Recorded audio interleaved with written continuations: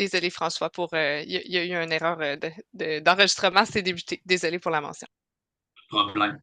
Donc, la méthode que les auteurs ont choisi d'utiliser, donc, ils ont fait un examen de la portée de la littérature, en fait. Donc, ils ont regardé la littérature à partir de 1990. Ils sont allés avec une recherche systématique dans les bases de données, donc les bases de données de PubMed, PsycInfo, CINAHL, Embase puis Web of Science. Puis, ils ont sélectionné évidemment les articles pertinents à leur sujet. Donc, ils voulaient vraiment avoir le point de vue des personnes proches aidantes. Puis ils ont donc retenu 11 articles qui allaient avec ce sujet-là. Ils ont fait une synthèse narrative de ces articles-là pour répondre à leur question de recherche qui était la suivante. Donc, qu'est-il connu de la littérature en ce qui concerne le vécu des transitions chez les personnes proches aidantes qui prennent soin d'une personne en fin de vie à domicile? Prochaine diapositive. Donc, dans les résultats de cette analyse-là, il est ressorti 2 thèmes principaux avec chacun des sous-thèmes qui ont été identifiés. Le premier thème principal qui est ressorti concerne les défis qui surviennent pendant les transitions. Il y avait 2 sous-types de défis qui ont été particulièrement documentés dans la littérature selon ce qu'ils ont vu dans les 11 articles retenus. Un des premiers sous-thèmes, c'est le fardeau des soins. Le fardeau des soins, donc on parle de fardeau des proches aidants dans plusieurs articles. Puis, il donnait quelques exemples là, en lien avec le fardeau des soins. Donc, le fardeau des soins qui résulte, par exemple, des lourds besoins de soins de soutien. Donc, à mesure que la maladie progresse, il peut y avoir de plus en plus de besoins des personnes malades, donc de plus en plus de fardeau chez les proches aidants. Donc, ça fait plusieurs, des fois, moments de transition.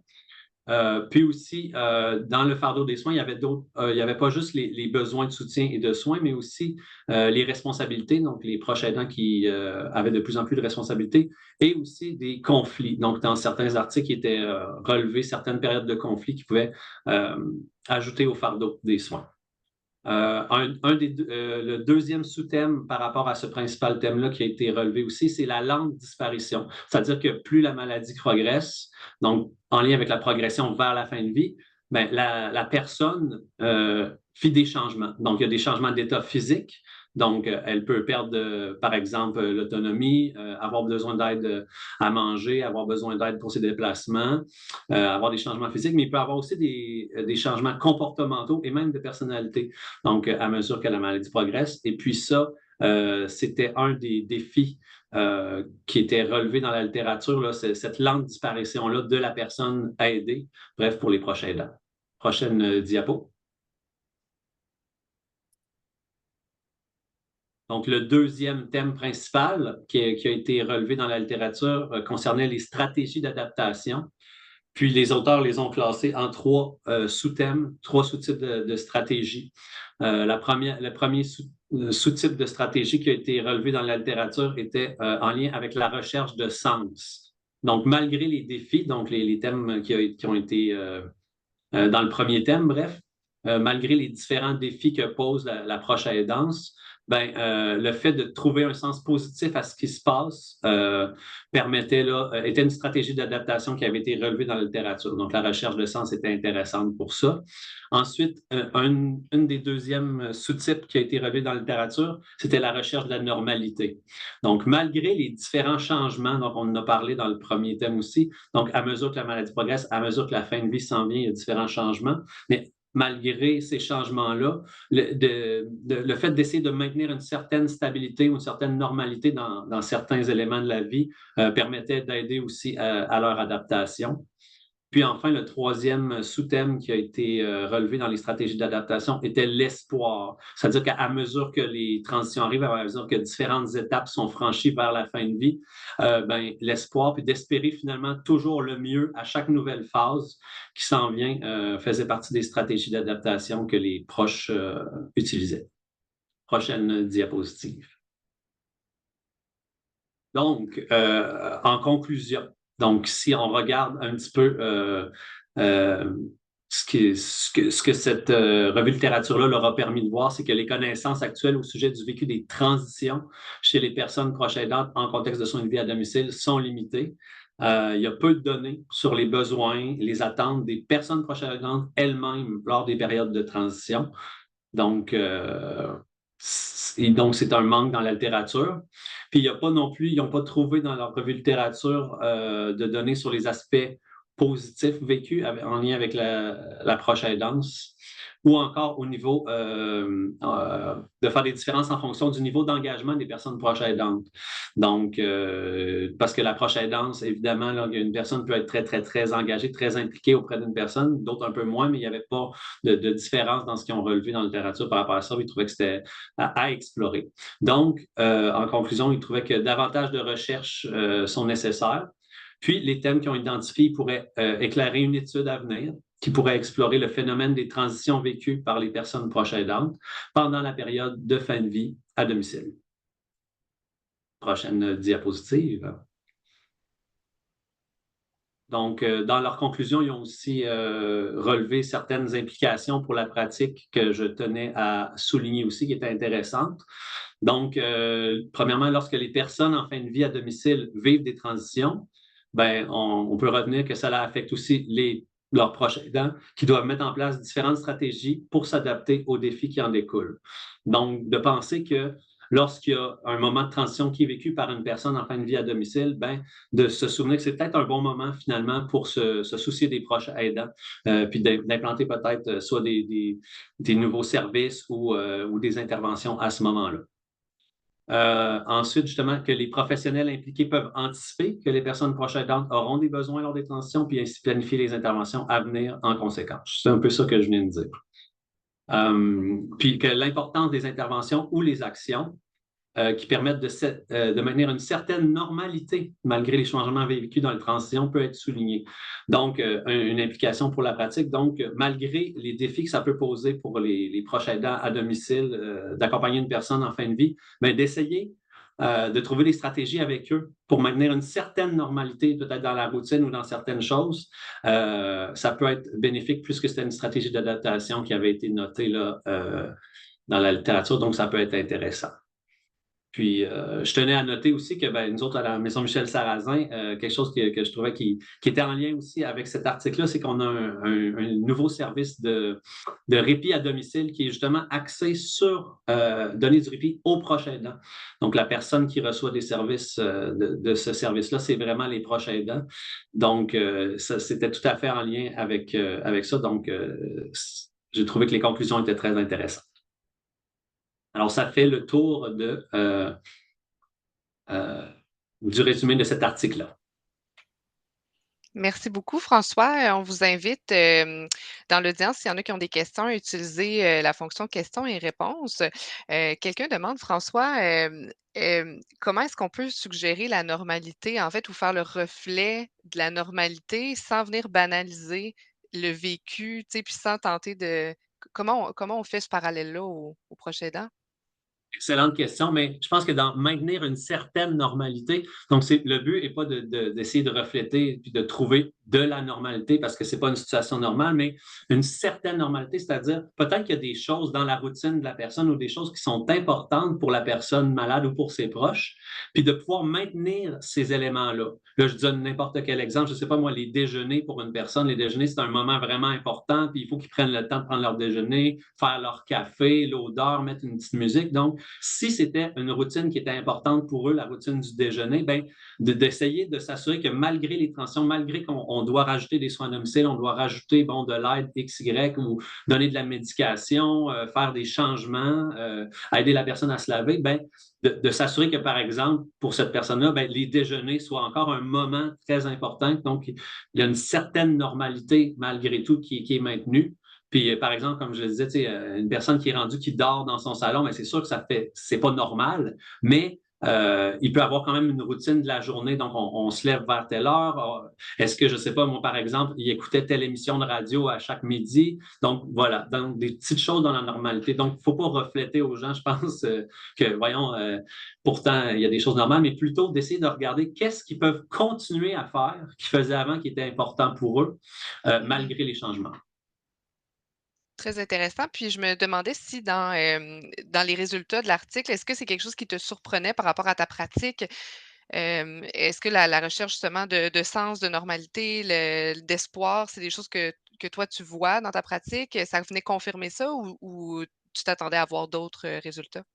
Tout à fait. Non, je trouve que ça vient confirmer ça. Puis c'est vrai que pour les proches aidants, on parle d'espoir, on parle de recherche de sens, tout ça. C'est vrai que les proches aidants, pour ceux qui ont un vécu, bon, des fois plus adapté, c'est vrai que quand il y a une perte de sens, c'est difficile de continuer à être proche aidant. Donc, vraiment, justement, c'est vraiment dans les petites choses, dans la recherche de normalité, dans la recherche de qu'est-ce qu'ils vivent qui fait du sens pour eux, qui est important pour eux malgré les défis que pose la proche aidance. Mais oui, ça les aide à continuer dans leur rôle puis à tenir bon. Puis ça favorise aussi le processus de deuil par après parce que ça leur permet de ne pas se sentir coupable dans leur rôle de proche aidant. Mmh. Ben, merci beaucoup, François. On pourrait passer à la prochaine, présentation, n'ayant pas d'autres questions là dans dans l'onglet. Donc, madame Plaisance, je vous laisse la parole. Oui, bonjour tout le monde. Aujourd'hui, ben, mon article, il fait quand même pas mal de liens avec celui de François Rainville, parce que moi aussi, là, je vais parler des proches, mais pas seulement des proches, là aussi des professionnels de la santé, mais dans le cadre d'une prise de décision en avance là, par rapport aux soins, là, de la planification anticipée des soins pour les adultes et les aînés qui ont une démence. Alors, mon article s'appelle Barriers to Advanced Care Planning in Older Adults with Dementia, Their Families and Healthcare Professionals, an Umbrella Review of Qualitative Evidence. Une revue Umbrella, c'est une revue de la littérature qui contiennent des études primaires. Puis j'ai choisi cet article-là parce que durant mon doctorat et aussi là, durant mon post-doctorat, je m'intéresse beaucoup à la prise de décision anticipée, entre autres là, les niveaux de soins, les directives médicales anticipées, puis toute la complexité qui entoure là, le fait de prendre une décision de manière anticipée et encore plus de la prendre au nom de quelqu'un d'autre. Moi, je suis à la base, là, je suis formée en anthropologie, mais j'ai développé une grande passion pour ce thème de la décision anticipée. Fait que ça me fait plaisir là, de vous présenter cet article aujourd'hui. Prochaine diapo, merci. Alors, l'objectif de l'article, c'était d'examiner et de synthétiser les études qualitatives qui explorent les obstacles et les facilitateurs à la planification préalable des soins. Je vais vous expliquer tout de suite, là, c'est quoi cette fameuse planification préalable des soins. Alors, c'est pour les personnes atteintes de démence, leurs familles et les professionnels de la santé et aussi les autres soignants. Alors, la planification anticipée des soins, c'est un vaste concept, c'est un vaste processus qui est continu, qui vise à prendre des décisions pour le futur en matière de soins de santé. Admettons, je peux vulgariser un peu plus, on va décider est-ce que la personne souhaite ou non être admise aux soins intensifs, est-ce que la personne, elle souhaite ou non être réanimée, quel type de pratique de fin de vie elle souhaiterait avoir. Mais il y a toutes sortes d'autres décisions qui peuvent entrer là-dedans. En toute fin de vie, on peut venir décider est-ce que la personne veut ou non un antibiotique ou pour faire du pouce sur ce que François disait tout à l'heure, à domicile, il y a aussi toutes sortes de décisions là, qui vont être prises si on veut maintenir la personne à domicile. L'objectif de cette prise de décision-là, c'est de contribuer à garantir que les personnes reçoivent des soins médicaux conformes à leurs valeurs, à leurs objectifs et à leurs préférences au cours d'une maladie grave et chronique. Alors, on peut imaginer que prendre ces décisions-là pour une personne qui a une démence, lorsqu'on n'a pas reçu en avance là, des indications par rapport aux valeurs et préférences de la personne, ça peut devenir facilement là, complexe et difficile. Alors, prochaine diapositive. Alors, la méthode que les chercheurs ont utilisée, c'était un Modified Umbrella Review Approach qui a été développé par l'Institut Joanna Briggs aux États-Unis. Les auteurs chercheurs ont consulté 5 bases de données en anglais. Puis, les critères d'inclusion qu'ils avaient, c'était qu'ils voulaient que ce soit des revues, comme je vous ai dit tout à l'heure, oui, primaires, c'est-à-dire que les chercheurs ont collecté leurs propres données. Ensuite, c'était des revues qualitatives.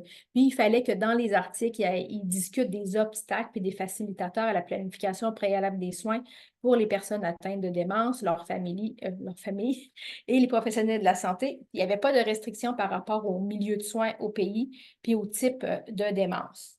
Les chercheurs ont utilisé une analyse thématique selon Thomas et Arden.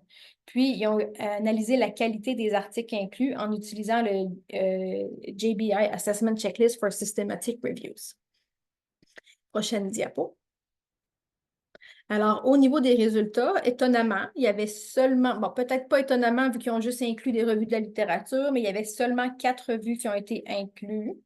Il y avait un total de 38 études primaires qui étaient incluses dans ces 4 revues-là.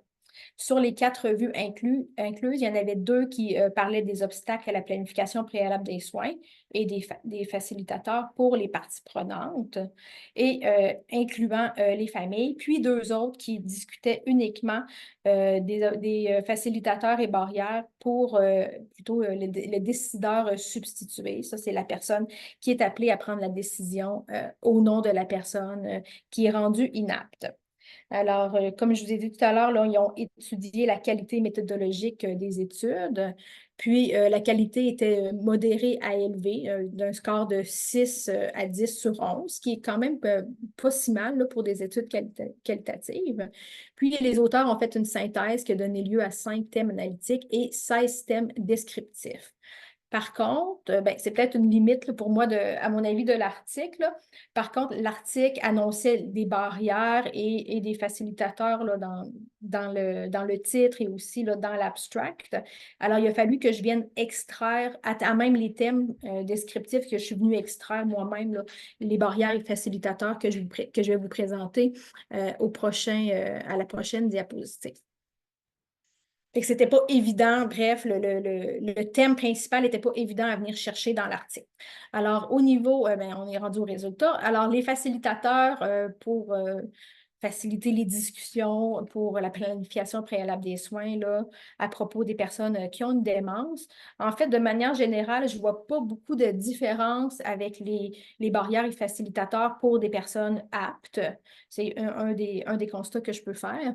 Alors, les résultats par rapport aux facilitateurs, évidemment, là, la présence d'informations dans le dossier ou la présence de discussions antérieures avec les proches, ne serait-ce qu'autour d'une discussion où est-ce qu'on vous dit « Ah, mon oncle Roger, il y a eu un accident, puis il est dans tel état, puis je voudrais donc bien pas être comme ça. » La moindre bribe d'information là, est un facilitateur là, pour le futur, pour les proches, les partager avec les professionnels de la santé. Ensuite, une relation de confiance qui est bien établie entre les parties prenantes était un facilitateur également. Puis, l'organisation de rencontres régulières entre les parties prenantes. Il y a un lien aussi là, avec l'établissement d'une relation de confiance. Et aussi la confiance des proches dans les professionnels de la santé. Prochaine diapo. Malheureusement, quand on arrive aux barrières, il y en a plus. Alors, un petit peu à l'opposé des facilitateurs, bien, il y avait la perception par les proches que les professionnels de la santé ne sont pas toujours prêts à discuter de la planification préalable des soins. C'est drôle parce qu'on entend souvent aussi l'inverse. On entend souvent aussi les professionnels de la santé qui ont la perception que les proches ne sont pas prêts à discuter. Mais là, dans ce cas-ci, c'était plutôt le contraire. Ensuite, un manque de confiance des professionnels, des proches envers les professionnels. Et aussi, il y avait parfois un partage d'informations partielles par les professionnels par peur de nuire à la relation. Ça, on l'entend souvent de la part des professionnels, d'avoir peur de divulguer trop d'informations ou d'être trop négatif puis de venir briser la relation thérapeutique peut-être fragile ou naissante. Ensuite, comme dans la planification des soins avec les personnes aptes, bien, il y avait des difficultés à déterminer quand et comment débuter la conversation. Est-ce qu'on commence au début de la maladie, au milieu, à la toute fin de la vie? Malheureusement, souvent, vu qu'on ne sait tellement pas quand et comment débuter la conversation, souvent, c'est reporté jusqu'à la toute fin. Ensuite, dans les barrières, bien évidemment, des conflits dans la famille. Ensuite, le manque de connaissance des proches sur la démence et aussi le manque d'expérience. On pourrait aussi dire le manque d'accompagnement par les professionnels de la santé pour que ces proches augmentent leur connaissance et leur expérience. Puis aussi des barrières organisationnelles. Le manque de reconnaissance du temps que ça prend, aussi des ressources humaines et matérielles et des formations qu'on a besoin pour que les professionnels de la santé soutiennent ces décisions-là qui, comme j'ai déjà dit, sont continues, ont lieu à plusieurs moments et sont longitudinale et aussi itérative. Alors, ici, il y a aussi des barrières organisationnelles parce qu'il y a un manque de reconnaissance par les organisations que ceci fait partie du rôle, oui, des professionnels, mais aussi des organisations d'encadrer cette pratique. Prochaine diapo. Alors, en conclusion, les trajectoires incertaines et relativement longues de la démence ajoutent à la complexité et à la difficulté de la planification préalable des soins.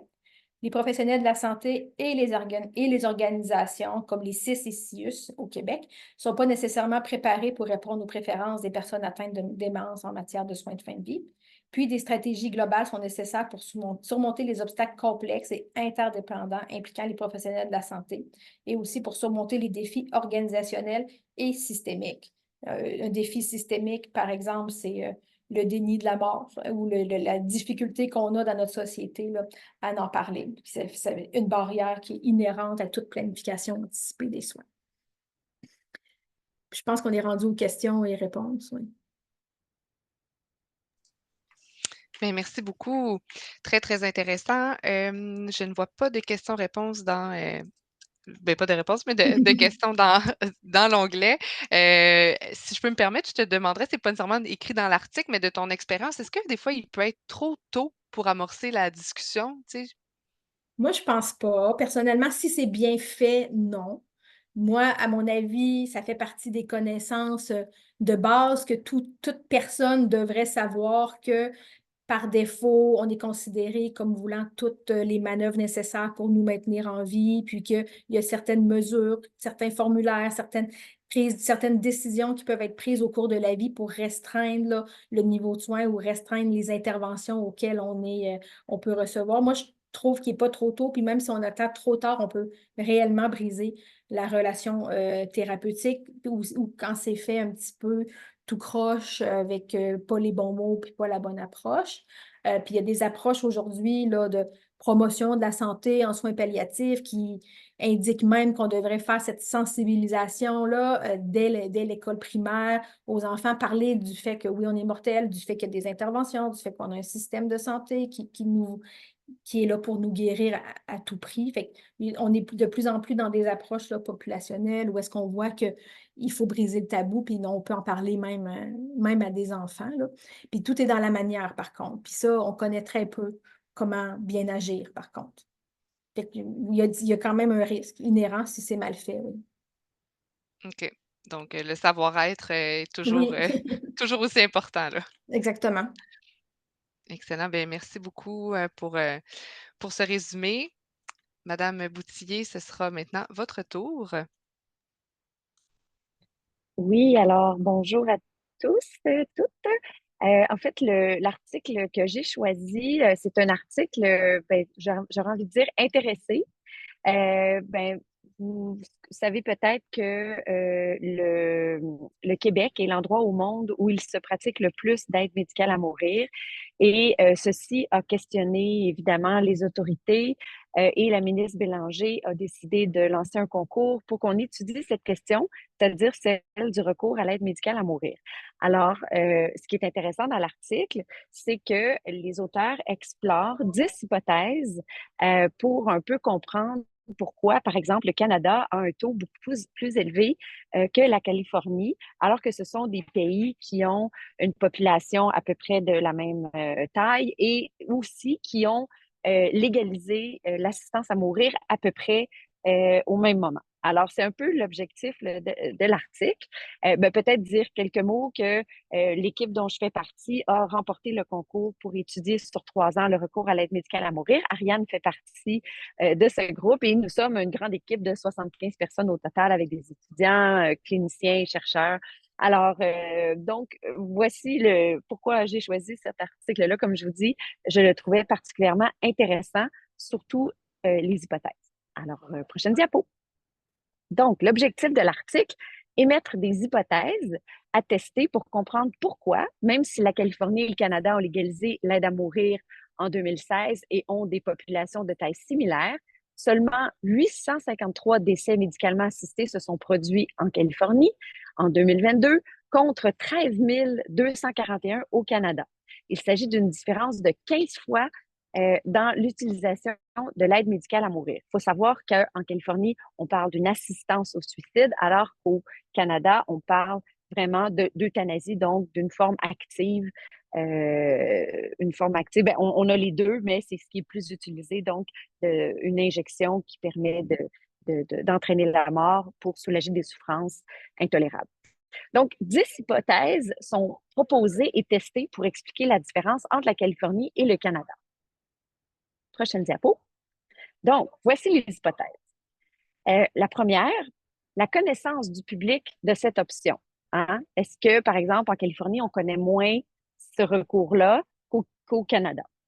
L'acceptabilité morale de l'assistance à mourir, les modalités d'utilisation, par exemple, comme je disais tout à l'heure, une aide au suicide, donc une auto-ingestion personnelle ou une assistance, c'est-à-dire, par exemple, par injection dans le cas de l'euthanasie.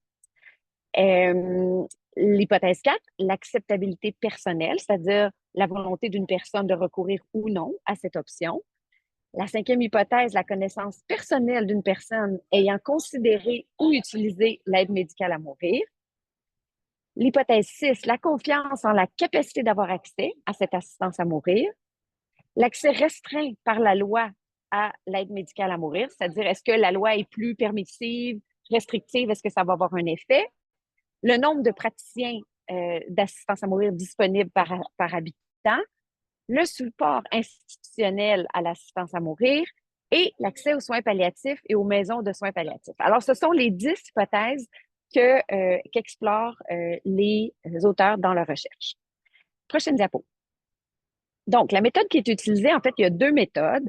La première, c'est une enquête en ligne où on a tenté d'avoir des citoyens qui sont représentatifs de la population adulte de plus de 60 ans dans les 2 juridictions. Donc, au total, on a interrogé 556 citoyens de plus de 60 ans, la moitié au Canada, la moitié en Californie, pour tester les 6 premières hypothèses.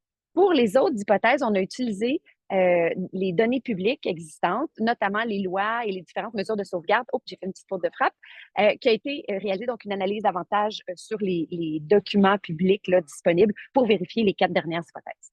Prochaine diapo. Donc, qu'est-ce que ça donne?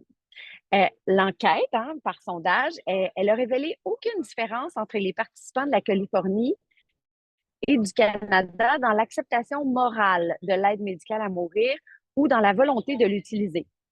L'enquête a aussi révélé que seulement 25 des participants en Californie savaient que l'aide médicale à mourir était légalement disponible contre 67 des participants au Canada. Donc, on voit quand même une bonne disparité dans la connaissance de l'option de l'assistance à mourir entre le Canada et la Californie. Prochaine diapo. Ensuite, l'analyse des données publiques a révélé qu'il y a 6 fois plus de praticiens pour l'aide à mourir par habitant au Canada par rapport à la Californie et que les établissements de santé canadiens appuient davantage l'aide médicale à mourir. Par exemple, dans l'article, on disait lorsqu'une personne fait une demande, ben, les établissements vont référer au personnel compétent. Alors que, par exemple, si on est en Californie, ben là, il faut vraiment chercher. Certains praticiens font une offre sur le web, mais c'est beaucoup plus difficile d'avoir accès et les institutions n'aident pas en ce sens aux États-Unis. Maintenant, les preuves répertoriées ne soutiennent pas non plus les hypothèses relatives à l'impact des lois californiennes plus restrictives d'un meilleur accès ou d'un meilleur accès aux soins palliatifs. Donc, le fait que ce soit plus restrictif ou le fait que ça soit plus permissif, de même que l'accès aux soins palliatifs n'est pas un facteur non plus qui va être explicatif dans les chiffres qu'on retrouve et les différences entre le Canada et la Californie. Prochaine diapo.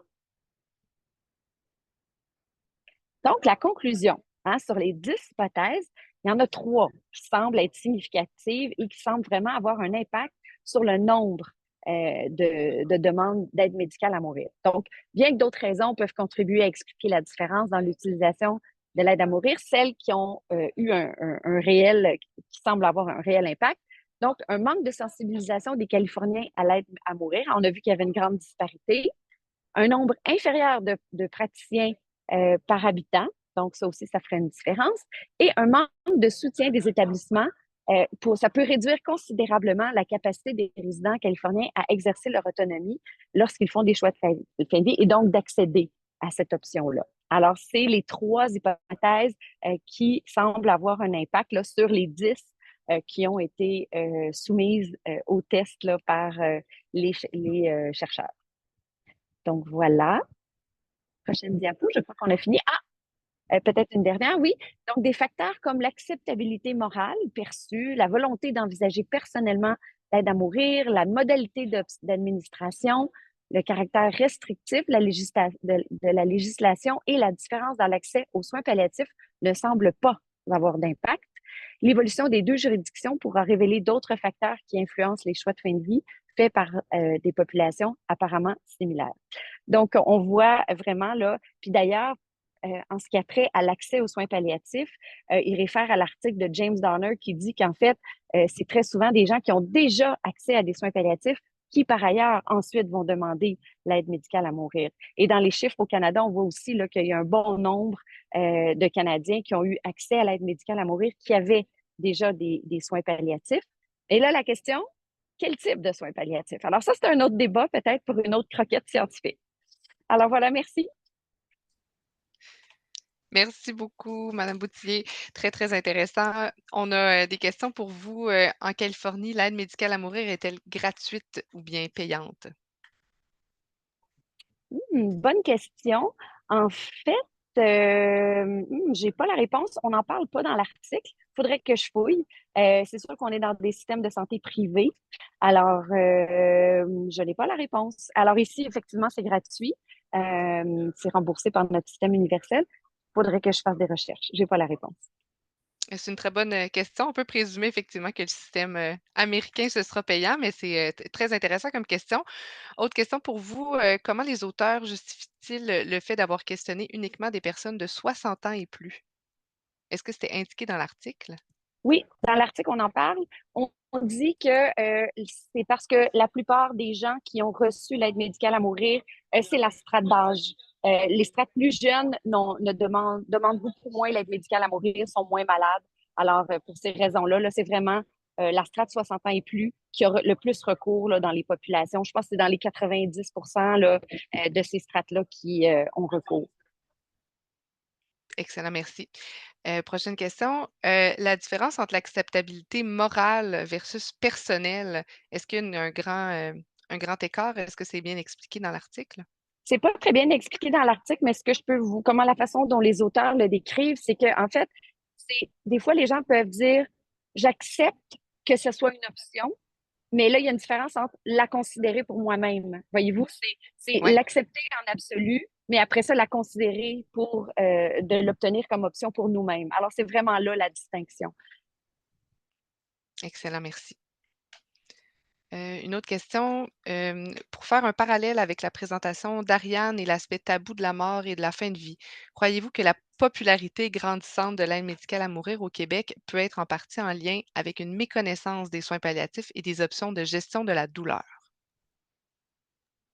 En fait, l'étude qui s'amorce sur 3 ans va explorer cette question-là. Donc, pour l'instant, je n'ai que la question, je n'ai pas encore de réponse. C'est sûr on se dit, évidemment, plus les gens connaissent, plus les gens sont informés, évidemment, plus les choix vont être éclairés et les gens vont savoir vraiment la différence entre soins palliatifs, sédation palliative continue. On sait qu'il y a beaucoup de confusion encore autour de ça, mais pour l'instant, je peux rien affirmer parce que j'ai pas de données sur ça encore explicatives. Mais dans l'étude, on dit les gens connaissent pas l'option, donc ils ont moins recours. Alors, Mhm. déjà, puis peut-être une chose importante à savoir, l'article a exclu le Québec. Les chercheurs ont exclu le Québec parce que le sondage, l'enquête populationnelle était en anglais et ils n'ont pas traduit. Donc, tout au long de l'article, c'est un petit peu achalant, je vous le dirais, ça dit except Québec, except Québec, except Québec. Alors, l'article, c'est Californie, Canada, except Québec. Alors, c'est bien important là, que je le précise. OK, intéressant comme nuance, puis à surveiller donc les résultats de l'étude du groupe dont vous faites partie. Un commentaire là, de la personne qui a posé la question pour le système de paiement. Elle nous dit donc le fait d'avoir à payer en Californie pourrait être un frein à l'utilisation. Ça pourrait être une hypothèse, là, effectivement, par rapport à la situation là, canadienne. Il nous reste du temps, donc s'il y a des gens dans l'audience qui ont encore des questions, des réponses ou des commentaires, parce que évidemment qu'on aime, vous entendre sur votre vécu, les réflexions que ça peut susciter chez vous, puis tant par rapport à l'article de Madame Boutier que celui de Madame Plaisance, Monsieur Rainville, on vous invite vous pouvez ouvrir votre micro, prendre la parole ou indiquer dans le questions-réponses s'il y en a qui veulent, rebondir. Puis, entre vous, nos 3 experts, si vous aviez, d'autres questions entre vous ou commentaires, là, vous sentez-vous bien, libre de prendre la parole également.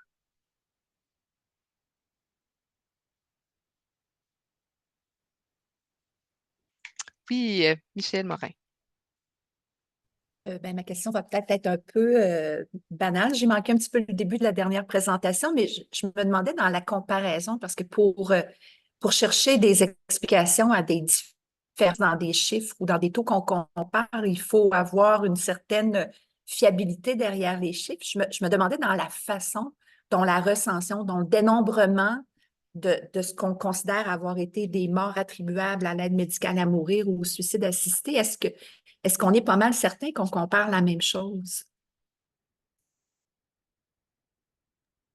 Je m'éloigne peut-être, je ne vais pas vous embêter avec ma question, Madame Boutier, je m'éloigne peut-être, mais c'est une question que je me pose pour nos données au Québec aussi, parce que il y a le nombre de décès recensés parce qu'on a la déclaration à faire après avoir procédé à. Mais je ne suis pas certaine que tous les médecins, quand ils complètent leur feuille sommaire après, qui va à l'état civil et tout le blablabla, pour les pourcentages, que c'est toujours la cause numéro 1 qui est mise, c'est l'aide médicale à mourir. Je ne sais pas si vous me comprenez. Il y a une maladie Oui, sous-jacente, il y a une entité ben, sous-jacente. Alors, je me demandais aux États-Unis comment ils sont éduqués à comptabiliser ces éléments-là. oui. Bon, ben peut-être déjà au Québec, on ne met pas dans le SP3, là, le bulletin de décès, on ne met pas que c'est de l'aide médicale à mourir, on met la maladie sous-jacente. Puis, vous connaissez le système avec la commission, donc les médecins doivent remplir, faire une reddition auprès de la commission et c'est compilé. En Californie, je ne connais pas le système. Alors, je pourrais pas aller très loin, puis c'est pas expliqué non plus dans l'article comment c'est fait. Malheureusement, je suis pas une spécialiste là, du modèle américain. Puis il faut savoir que le modèle américain, il est très disparate hein, selon les États. C'est sûr que le modèle de l'Oregon a été le premier et qu'il y a eu beaucoup de réplication de ce modèle-là. Mais le système de surveillance et le système de déclaration, je ne le connais pas en détail. Alors, je ne pourrais pas aller très loin là-dedans. Merci. Mais c'est intéressant, Madame Morin, ce que vous amenez par rapport au fait que la compilation, puis les méthodes de déclaration et tout ça peuvent avoir effectivement, une influence juste sur le nombre là, tu sais, absolu, ça C'est peut c'est tout changer. peut-être des éléments, en tout cas, nous, au Québec, là, pour le travail qu'il y aura à faire, qui sera documenté, tout comme aussi, si on pourrait se poser la question par rapport à la prévalence des maladies qui peuvent conduire à justifier de recevoir une aide médicale à mourir. S'il y a une grande disparité dans l'épidémiologie des maladies sous-jacentes, mais peut-être qu'à la racine, il y a ça aussi qui peut expliquer des chiffres. Voilà. Dans Merci. l'article, ça, on en parle. En termes épidémiologiques, les auteurs mentionnent que les causes de décès sont similaires. Hein. La cause majoritaire, évidemment, c'est toujours le cancer. Donc, sur le plan des maladies qui mènent à une assistance à mourir, c'est pas mal, ce serait similaire entre le Canada et la Californie. Donc, ça ne serait pas, ça n'a pas été une des hypothèses, en tout cas, qui a été, c'est plutôt la similarité qui a permis la comparaison. Mais si je peux rebondir encore une fois, je ne peux pas prendre tout le temps, mais on est invité à faire la discussion, c'est que Absolument. le nombre absolu de situations peut se comparer, mais si dans la population, la prévalence de la maladie, vous comprenez, il y a comme dans ma tête, en tout cas, il y a comme un algorithme, il y a le nombre de personnes au total tout qui a la condition, puis il y a celles qui vont la demander, puis qui vont la recevoir ultimement. Alors, le dénominateur, c'est la population à risque, je vais le nommer comme ça, versus comparer ceux qui l'ont reçu, pour quelles raisons ils l'ont reçu. C'est qu'il y a toute une question, je pense, autour de ces chiffres-là. Mais voilà, on va suivre de près vos travaux. Certainement. Merci pour les réflexions puis les questionnements.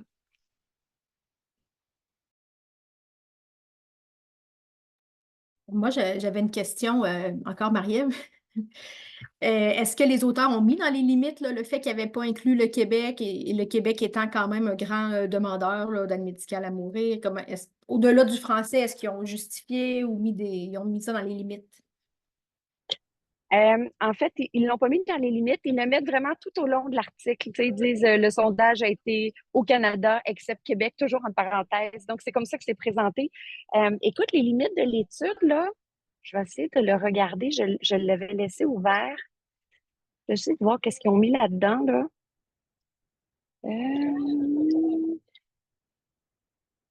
Excusez, je veux juste. Il n'y a pas grand-chose, hein, sur les. Non, discussion.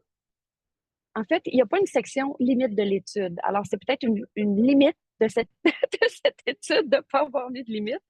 Mais effectivement, c'est vrai que c'était dérangeant qu'il n'y ait pas. Puis aussi, ça fait que le taux est un peu changeant, là, dans le sens où ils prennent le taux canadien qui est à 4 points quelque chose, alors que le taux au Québec est rendu à 7,3. Alors, on n'est pas tout à fait dans les mêmes.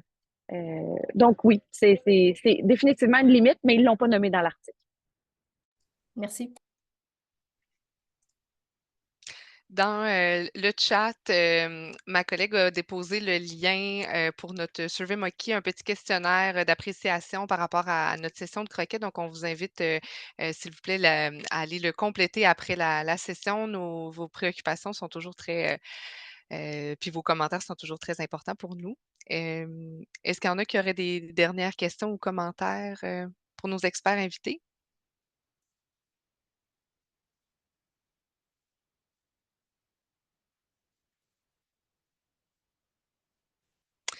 Moi, je veux juste vous Oui. remercier et vous féliciter pour vos présentations très claires et très à point sur les sujets. C'était très intéressant. Merci.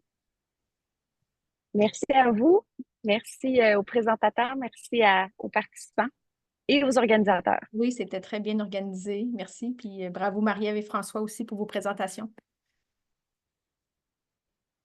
Merci à tous. Donc, merci d'avoir été là. Et puis, les conférences et les croquettes scientifiques de l'Institut font relâche pour la période estivale. Nous sommes à planifier notre calendrier 2024-2025. Donc, toute personne intéressée à être un expert invité ou avoir un sujet de conférence peut nous contacter. Là, on est preneur là, de vos suggestions.